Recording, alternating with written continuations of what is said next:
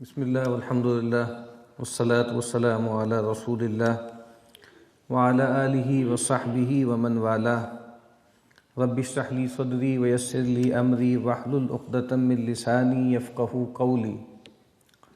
اللہم انفعنا بما علمتنا وعلمنا ما ينفعنا وزدنا علما. آمین یا رب العالمین. ریاض الصالحین میں ہمیں آج جس باب کا مطالعہ کرنا ہے اس کا عنوان ہے باب فی من سن سنتا حسنتا او سیئتا، کہ جس نے کوئی اچھا طریقہ، کوئی اچھا راستہ، کوئی اچھا چلن جاری کیا اور جس نے کوئی بری راہ ڈالی، کوئی بری طرح ڈالی. یعنی انسان اس دنیا میں جو زندگی بسر کرتا ہے، بہت سی چیزیں ایسی ہوتی ہیں جس کا تعلق اس کی ذات سے ہوتا ہے، اور بہت سی باتیں ایسی ہوتی ہیں کہ جس کا تعلق دوسرے لوگوں کے ساتھ بھی ہوتا ہے، اس کے اثرات دوسروں پر بھی پڑتے ہیں. اسی طریقے سے انسان کی جو سوانح ہے اس کے بھی دو حصے ہیں. ایک حصہ وہ ہے کہ جو اپنے حین حیات وہ گزارتا ہے، اپنی زندگی میں نیک اعمال کرتا ہے، بھلائیاں کرتا ہے، خیر کماتا ہے. اور کچھ حصہ وہ ہے جو اس کے مرنے کے بعد بھی جاری رہتا ہے. سورہ یاسین میں فرمایا کہ انا نحن نحیی الموتى ونکتب ما قدموا وآثارهم، بے شک ہم ہی ہیں جو مردوں کو جلاتے ہیں، جلائیں گے،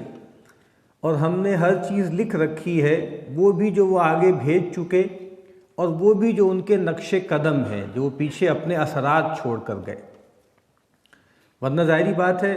بات معقول تو یہی ہے کہ جب انسان مر جاتا ہے، اس کی مہلت عمر ختم ہو جاتی ہے،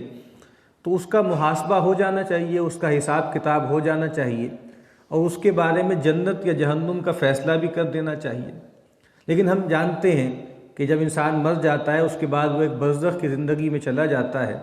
اور الٹیمیٹلی انسان کے لیے، تمام انسانوں کے لیے کلیکٹیولی جو یوم حساب ہے وہ متعین ہے، اور اس موقع پر تمام انسانوں کا حساب کتاب ہوگا.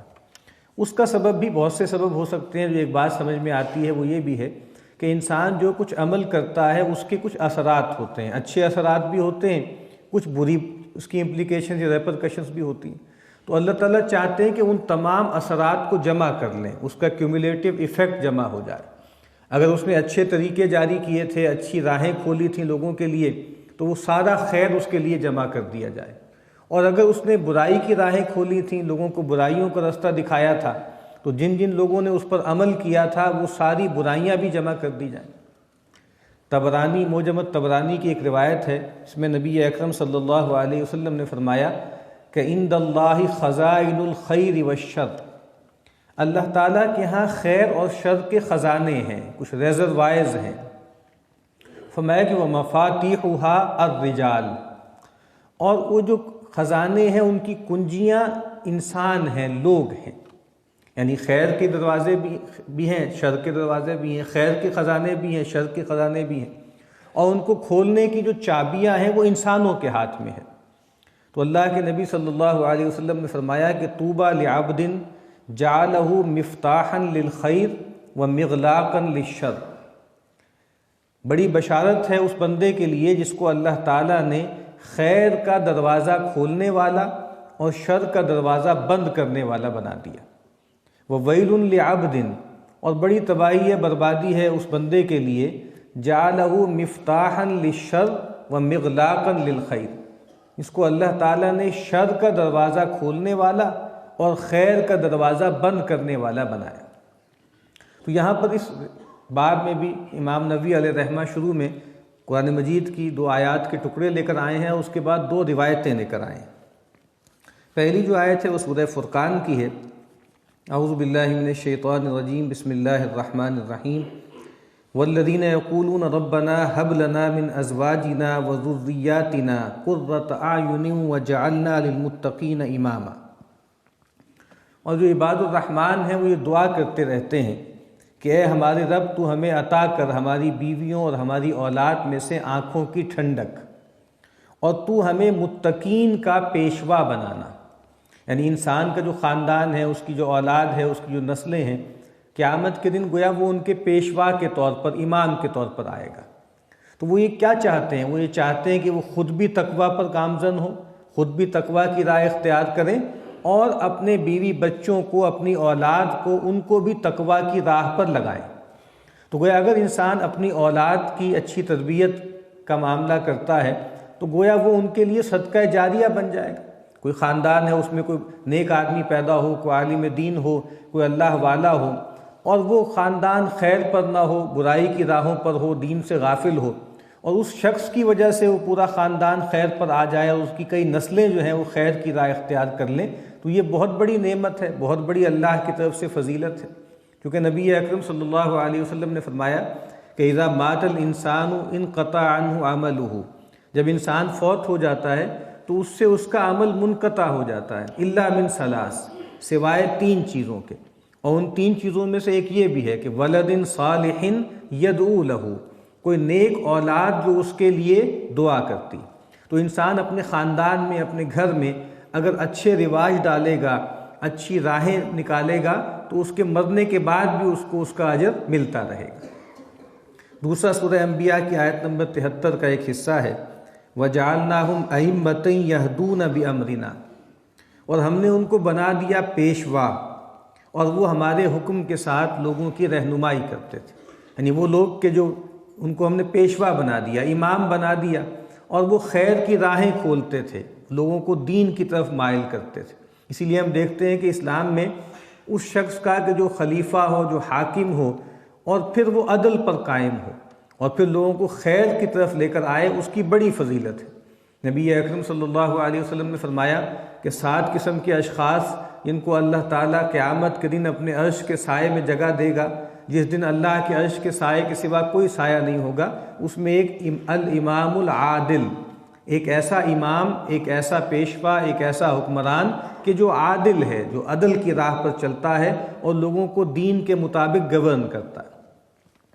اس کے بعد جو روایت ہے، طویل ایک روایت ہے صحیح مسلم کی، عن ابی عمرو جریر ابن عبداللہ رضی اللہ تعالی عنہ قال، سیدنا ابو عمرو جریر بن عبداللہ رضی اللہ تعالی عنہ فرماتے ہیں، کننا فی صدر النہار عند رسول اللہ صلی اللہ علیہ وسلم، ہم دن کے ابتدائی حصے میں، پہلے حصے میں رسول اللہ صلی اللہ علیہ وسلم کی خدمت میں حاضر تھے، آپ کے ہاں ہم جو ہے وہ بیٹھے ہوئے تھے، مجلس لگی ہوئی تھی۔ فجاءہ قوم عراۃ مجتاب النمار او العبا متقلد السیوف، تو کچھ لوگ آئے اور وہ ایسے لوگ تھے کہ نیم برہنہ تھے، ان کے پاس تن ڈھانپنے کا کپڑا نہیں تھا، انہوں نے کوئی دھاری دار چادر اوڑی ہوئی تھی یا کوئی کمبل سا اوڑا ہوا تھا، چھوٹی سی چادر تھی جس سے بمشکل ان کا سطر جو ہے وہ ڈھپا ہوا تھا اور کافی جسم کا حصہ اریاں تھا۔ انہوں نے اپنی گردنوں میں تلواریں لٹکائی ہوئی تھیں۔ عامتہم من مدر بل کلہم من مدر، راوی کہتے ہیں کہ زیادہ تر لوگ ان میں سے قبیلہ مضر سے تھے، بلکہ پھر کہتے ہیں کہ نہیں، تقریباً سارے ہی قبیلہ مضر کے تھے۔ مضر ایک قبیلہ ہے، اس کے تھے وہ لوگ، اور بہت ہی پھٹے حالوں میں، تن ڈھانپنے کو کپڑے نہیں ہیں، تلواریں گردنوں میں لٹکائی ہوئی ہیں، چہرے پہ فاقے کے اثرات ہیں۔ فتمعر وجہ رسول اللہ صلی اللہ علیہ وسلم لما رآ بہم من الفاقہ، جب رسول اللہ صلی اللہ علیہ وسلم نے ان لوگوں کو دیکھا اس پھٹے حال میں، ان کے اندر فاقے کے اثرات دیکھے، تو رسول اللہ صلی اللہ علیہ وسلم کا چہرہ مبارک متغیر ہو گیا۔ آپ صلی اللہ علیہ وسلم کے چہرے پہ کرب کے، غم کے اثرات ظاہر ہو گئے۔ یعنی ایک تو خیر ان کو دیکھ کر کہ کتنے پھٹے حالوں میں ہیں، مشکل میں ہے، بیماری میں ہے، بھوک میں ہے، کپڑا نہیں ہے ان کے پاس، اور اس غم سے بھی کہ ان کے جو اغنیاء تھے انہوں نے ان کے ساتھ ہمدردی کا معاملہ کیوں نہیں کیا، انہوں نے ان کا خیال کیوں نہیں رکھا، تو رسول اللہ صلی اللہ علیہ وسلم کے چہرے پہ کرب کے اثرات ظاہر ہوئے۔ فدخل ثم خرج، اب یہ 2 الفاظ ہیں، فدخل ثم خرج، آپ داخل ہوئے اور پھر باہر نکل آئے۔ یعنی جب نبی اکرم صلی اللہ علیہ وسلم نے دیکھا کہ وہ لوگ برے حال میں ہیں، پھٹے حال میں ہیں، تو سب سے پہلے رسول اللہ صلی اللہ علیہ وسلم نے اپنے گھر میں جھانکا، یعنی حجرہ مبارک میں تشریف لے گئے اور وہاں جا کے پوچھا ہوگا کہ بھئی کوئی فالتو چیز ہے، کوئی زائد چیز ہے، کوئی کپڑا ہے، کوئی کھانا ہے کہ جو ہم ان کو دے سکیں، تو آپ گھر تشریف لے گئے اور باہر آ گئے۔ اور ایسا ہی لگتا ہے کہ چونکہ رسول اللہ صلی اللہ علیہ وسلم کے تو اپنے ہاں کئی کئی دن کے فاقے ہوتے تھے، تو سب سے پہلے آپ اپنے گھر تشریف لے گئے اور پھر باہر واپس آئے۔ ثم فأمر بلالا فأذن وأقام، پھر نبی اکرم صلی اللہ علیہ وسلم نے سیدنا بلال رضی اللہ تعالیٰ عنہ کے بارے میں حکم فرمایا کہ ان کو بلایا جائے۔ وہ آئے، سیدنا بلال رضی اللہ تعالیٰ عنہ نے آذان دی، اقامت کہی، فصلی، پھر رسول اللہ صلی اللہ علیہ وسلم نے نماز پڑھائی، اور زیادہ امکان یہ ہے کہ ظہر کی نماز رسول اللہ صلی اللہ علیہ وسلم نے پڑھائی۔ ثم خطب، پھر نبی اکرم صلی اللہ علیہ وسلم نے کھڑے ہو کر لوگوں کو خطبہ ارشاد فرمایا، اور قرآن مجید کے 2 مقامات سے 2 آیتیں آپ نے تلاوت فرمائی۔ پہلی آیت جو ہے وہ سورہ نساء کی پہلی آیت ہے کہ یا ایھا الناس اتقوا ربکم الذی خلقکم من نفس واحدہ، اے انسانوں اپنے رب کا تقوی اختیار کرو جس نے تمہیں ایک جان سے پیدا کیا، وخلق منہا زوجہا، اور اسی سے اس کا جوڑا پیدا کیا، وبث منہما رجالا کثیرا ونساء، اور ان دونوں سے کثیر تعداد میں مردوں اور عورتوں کو زمین میں پھیلا دیا۔ واتقوا اللہ الذی تساءلون بہ والارحام، دیکھو اللہ کا تقوی اختیار کرو جس کے نام پر تم ایک دوسرے سے سوال کرتے ہو، والارحام، اور رحمی رشتوں کے معاملے میں اللہ سے ڈرو، ان کا لحاظ کرو، ان اللہ کان علیکم رقیبا، بے شک اللہ تعالیٰ تم پر نگہبان ہے۔ اور پھر سورہ حشر کی جو آخری رکوع کی ایک آیت ہے وہ آپ نے تلاوت کی، یا ایھا الذین آمنوا اتقوا اللہ ولتنظر نفس ما قدمت لغد، اے وہ لوگوں جو ایمان لائے ہو اللہ کا تقوی اختیار کرو، اور تم میں سے ہر جان یہ دیکھتی رہے کہ وہ کل کے لیے کیا بھیج رہی ہے، اور کہا کہ دیکھو اللہ کا تقوی اختیار کرو، جو کچھ کہ تم عمل کرتے ہو اللہ اس سے باخبر ہے۔ تو 2 آیتیں آپ نے منتخب کی۔ پہلی آیت میں یہ بات واضح کی گئی تھی کہ دیکھو تمام لوگ آدم کی اولاد ہیں اور اللہ کی مخلوق ہیں۔ جو مضر قبیلہ تھا وہ قبیلہ مخالف گروہ کا تھا، وہ ظاہری بات ہے کہ وہاں کے جو لوگ تھے وہ اس کو پسند نہیں کرتے تھے، تو نبی اکرم صلی اللہ علیہ وسلم نے خاص طور پر وہ آیت پڑھی کہ جس میں تمام انسانیت کے بارے میں کہا گیا ہے کہ تمام انسان جو ہے جن میں 2 باتیں مشترک ہیں، ایک بات یہ مشترک ہے کہ وہ اللہ کی مخلوق ہیں، اللہ کے بندے ہیں، اور دوسری بات یہ مشترک ہے کہ وہ آدم اور حوا کی نسل میں ہیں، ان کی اولاد میں ہیں۔ تو خاص طور پر آپ نے یہ آیت تلاوت کی اور لوگوں کو توجہ دلائی کہ دیکھو یہ جو لوگ ہیں یہ تمہارے کتھن کن نہیں ہیں، یہ تمہارے قبیلے کے لوگ نہیں ہیں، لیکن اس کے باوجود ان کے ساتھ حسن سلوک کرو، ان کے ساتھ اچھا سلوک کرو۔ اور دوسری جو آیت ہے سورہ حشر کی، اس میں اس حوالے سے بتایا کہ دیکھو لوگوں، اب جو بھی تم ان پہ خرچ کرو گے، جو بھی انفاق کرو گے، وہ کل تمہارے کام آئے گا، جو تمہارا اصل مستقبل ہے، تمہارا کل ہے، اس کے لیے دیکھو کہ تم نے آگے کیا جو ہے وہ بھجوایا۔ تو پہلے آپ نے 2 یہ آیات تلاوت فرمائی، پھر فرمایا کہ تصدق رجل من دینارہ من درہمہ من ثوبہ من صاع برہ من صاع تمرہ حتی قال ولو بشق تمرۃ، فرمایا کہ چاہیے انسان کو، لوگوں کو چاہیے کہ وہ صدقہ کریں، درہم میں سے صدقہ کریں، دینار صدقہ کریں، پھر فرمایا کہ کوئی ایک پیمانہ گندم کا صدقہ کریں، کوئی ایک پیمانہ کھجور کا صدقہ کریں، اور پھر فرمایا کہ چاہیے کہ اپنے کپڑوں میں سے صدقہ کریں، اور پھر کہا کہ کھجور صدقہ کریں، اور یہاں تک فرمایا کہ اگر ایک کھجور ہے تو وہ بھی دے دو، اور پھر فرمایا کہ اگر ایک کھجور بھی نہیں ہے تو آدھی کھجور دے دو۔ ترغیب دلائی لوگوں کو کہ بھائی جس کے پاس کچھ کھانے کو ہے، کچھ اناج ہے وہ لے آئے، جس کے پاس کچھ پہننے کو کپڑا ہے وہ لے آئے۔ فجاء رجل من الانصار بسرۃ کادت کفہ تعجز عنہا، اب راوی کہتے ہیں کہ ایک انصاری صحابی اٹھے آپ صلی اللہ علیہ وسلم کی ترغیب دلانے پر، اور گھر گئے اور جا کر جو ہے وہ ایک تھیلی لے کر آئے، کادت کفہ تعجز عنہا بل قد عجزت، ایک تھیلی تھی، بوری سی تھی کہ جو اتنی بھاری تھی کہ ان کا ہاتھ اس سے تھکا پڑ رہا تھا، بلکہ تھک ہی گیا تھا، بمشکل ایک توڑا جو ہے وہ اٹھا کر لے کر آئے بہت مشکل سے۔ ثم تتابع الناس، اور ان کو دیکھ کر ایک کے بعد ایک لوگ اٹھتے چلے گئے اور اپنی اپنی چیزیں لاتے چلے گئے، حتی رأیت قومین من طعام وثیاب، یہاں تک کہ کہتے ہیں کہ میں نے 2 ڈھیر دیکھے، ایک ڈھیر جو ہے وہ کپڑوں کا تھا اور ایک ڈھیر جو تھا وہ اناج کا تھا۔ حتی رأیت وجہ رسول اللہ صلی اللہ علیہ وسلم یتہلل کأنہ مذہبۃ، اب جریر کہتے ہیں کہ یہاں تک کہ جب رسول اللہ صلی اللہ علیہ وسلم نے دیکھا کہ لوگوں نے میری ترغیب دلانے پر انفاق کیا ہے اور ڈھیر لگ گئے ہیں، ایک ڈھیر جو ہے وہ اناج کا لگ گیا ہے اور ایک ڈھیر کپڑوں کا لگ گیا ہے، تو رسول اللہ صلی اللہ علیہ وسلم کا چہرہ مبارک چمکنے لگا، گویا کہ جیسے وہ سونا ہے،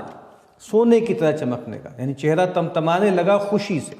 پہلے جب آپ نے دیکھا تھا ان کو پھٹے حال میں تو چہرہ متغیر ہو گیا کرب سے، دکھ سے، اور پھر آپ کی ترغیب دلانے پر جب لوگوں نے انفاق کیا اور دیکھا کہ بھئی دو جو ہے وہ ڈھیر جمع ہو گئے ہیں، تو آپ صلی اللہ علیہ وسلم کا چہرہ مبارک خوشی سے تمتمانے لگا۔ پھر آپ نے فرمایا من سن فی الاسلام سنتا حسنتا، جو اسلام میں کوئی اچھا طریقہ، کوئی اچھا رواج، کوئی اچھا چلن جاری کرے گا، فلہ اجرھا، تو اس کو وہ نیک عمل کرنے کا اجر بھی ملے گا، واجر من عمل بها من بعدہ، اور جو لوگ اس کے رستہ دکھانے پر وہ نیک عمل کریں گے تو کہا کہ ان کا اجر بھی اس کو ملے گا، من غیر ان ینقص من اجورہم شیء، بغیر اس کے کہ بعد والوں کے عمل میں کوئی کمی کی جائے۔ یعنی ایک شخص ہے جس نے کوئی اچھا رستہ جاری کیا، کوئی اچھی راہ دکھائی، کوئی بھی اچھا کام شروع کیا، اور جس طرح یہاں پر بھی ہے نا، یہاں سنت حسنہ کا مطلب یہ نہیں ہے کہ دین میں کوئی نئی چیز نکال لینا، وہ تو بدعت ہے اور بدعت گمراہی ہے۔ یہاں آپ دیکھیے کہ معاملہ کیا ہوا کہ رسول اللہ صلی اللہ علیہ وسلم نے ترغیب دلائی اور سب سے پہلے ایک صاحب نے ہمت کی اور جا کر جو ہے وہ توڑا لے کر آئے ہیں، ان کی دیکھا دیکھی لوگ اٹھتے چلے گئے اور ایک کے بعد ایک جو ہے لوگوں نے انفاق کرنا شروع کر دیا۔ تو اس خاص کانٹیکسٹ میں ہم دیکھیں تو وہ جو صاحب جو سب سے پہلے اٹھے ہیں، سب سے پہلے انہوں نے ہمت کی ہے اور جا کر جو ہے وہ ایک تھیلا لے کر آئے ہیں، گویا وہ تمام لوگوں کے لیے ایک اسوہ بن گئے، تمام لوگوں کے لیے ایک اچھی راہ کھولنے والے بن گئے، اور اس کے بعد لوگ آتے چلے گئے۔ تو آپ فرما دیں کہ جو کوئی اچھی راہ جاری کرے، کوئی اچھا چلن جاری کرے، کچھ لوگ جو ہے کہیں جائیں جمع ہوں، کوئی سوسائٹی نہیں بنی ہو اور وہاں لوگ انفرادی طور پہ نماز پڑھتے ہوں، کوئی مصلی نہ ہو، کوئی جو ہے نماز کی جگہ نہ ہو، کوئی ایک صاحب جائیں کسی تھڑے پر جو ہے وہ جانماز بچھا کر جو ہے وہ باجماعت نماز کا معاملہ شروع کر دیں، تو یہ ایک خیر کا کام ہے جو انہوں نے جاری کیا۔ کسی جگہ پر معاملہ یہ ہو کہ شادی بیاہ کے معاملات میں بہت اسراف ہونے لگ گیا ہو اور بہت سی خرابیاں پیدا ہو گئی ہوں، وہاں پر وہ کہیں کہ ہمیں شادی سادگی سے کرنی ہے، نکاح مسجد میں کرنا ہے، تمام خرافات کو ختم کرنا ہے، تو وہ برادری میں پہلے صاحب جو یہ کام کریں اور ان کی دیکھا دیکھی اور بہت سے لوگ بھی اس خیر کو اپنائیں، تو کہا کہ وہ جو خیر کا دروازہ کھولنے والے ہیں، وہ جو خیر کی راہ ڈالنے والے ہیں، بعد میں لوگ جو اس خیر پر عمل کریں گے ان کے اجر کا ایک حصہ بھی اس شخص کو پہنچے گا، بغیر اس کے کہ بعد والوں کے اجر میں کوئی کمی کی جائے۔ اور پھر فرمایا کہ اس کے برعکس وَمَن سَنَّ فِي الْإِسْلَامِ سُنَّةً سَيِّئَةً، جس نے اسلام میں کوئی بری طرح ڈالی، کوئی برا رستہ جاری کیا، کَانَ عَلَيْهِ وِزْرُهَا، تو اس پر اس برے عمل کرنے کا وبال بھی ہے، وَوِزْرُ مَنْ عَمِلَ بِهَا مِنْ بَعْدِهِ، اور وہ لوگ جو اس کی دیکھا دیکھی اس بری راہ کو اختیار کریں گے، اس برے طریقے پر آئیں گے، ان کے وبال کا ایک حصہ بھی اس کو منتقل ہوگا، من غیر ان ینقص من اوزارہم شیء، بغیر اس کے کہ بعد والوں کے وبال میں، ان کے گناہ میں کوئی کمی کی جائے۔ تو اسی طریقے سے وہ لوگ جو بری عادتیں جاری کرتے ہیں، برے طریقے جاری کرتے ہیں، ابھی دیکھیے ہمارے ہاں ایک دن منایا گیا ویلنٹائنس ڈے کے نام سے، یہ آج سے ظاہر بات ہے 15-16 سال پہلے کچھ ملٹی نیشنلز تھیں جس نے اس کو شروع کیا۔ ہمارا سماج، ہمارا دین، ہماری روایت اس طرح کی رسومات کو قبول ہی نہیں کرتی، لیکن کچھ ملٹی نیشنلز آئیں، انہوں نے اس کلچر کو فروغ دیا اور آہستہ آہستہ آہستہ آہستہ وہ بات بہت زیادہ عام ہو چکی۔ تو اب جن لوگوں نے یہ بری بات ڈالی ہے، بری طرح ڈالی ہے، بری رسم کا آغاز کیا ہے، جب تک لوگ اس پر عمل کرتے رہیں گے ان کا وبال کم نہیں ہوگا، لیکن جنہوں نے اس کو شروع کیا تھا، انیشیٹ کیا تھا، ان کا وبال کئی گنا بڑھ جائے گا، اور یہ بات گویا دور تک جاتی ہے۔ اگلی روایت میں نبی اکرم صلی اللہ علیہ وسلم نے فرمایا کہ جب بھی زمین پر آدم کی اولاد میں کوئی جان بھی مظلومانہ ماری جاتی ہے، کسی کو قتل کیا جاتا ہے ظلم کے ساتھ، تو اللہ کے نبی نے فرمایا کہ جو آدم کا پہلا بیٹا تھا اس پر اس کے لہو کا ایک حصہ پہنچتا ہے۔ کیوں؟ لِأَنَّهُ أَوَّلَ مَنْ سَنَّ الْقَتْلِ، کیونکہ وہ شخص وہ تھا کہ جس نے سب سے پہلے قتل کی سنت جاری کی۔ یعنی آدم کے 2 بیٹوں میں سے جو ایک قاتل تھا، جو قابیل جن کا ذکر آتا ہے، تو کہا کہ انہوں نے قتل کی سنت جاری کی، تو کہا قیامت تک جو بھی قتل ہوں گے اور ظالمانہ طریقے سے لوگوں کو مارا جائے گا، تو کہا کہ آدم کے پہلے بیٹے پر اس خون کا ایک حصہ پہنچے گا۔ تو جو آدمی بھی کوئی بری راہ ڈالتا ہے، کوئی بری جو ہے لوگوں کا رستہ جاری کرتا ہے، اس کے اثرات بہت دور تک جاتے ہیں، اور اس کا گناہ جب تک لوگ وہ گناہ کرتے رہیں گے اس تک پہنچتا رہے گا۔ تو دعا ہے کہ اللہ تعالی ہمیں خیر کی راہوں کو کھولنے والا اور شر کی راہوں کو بند کرنے والا بنائے۔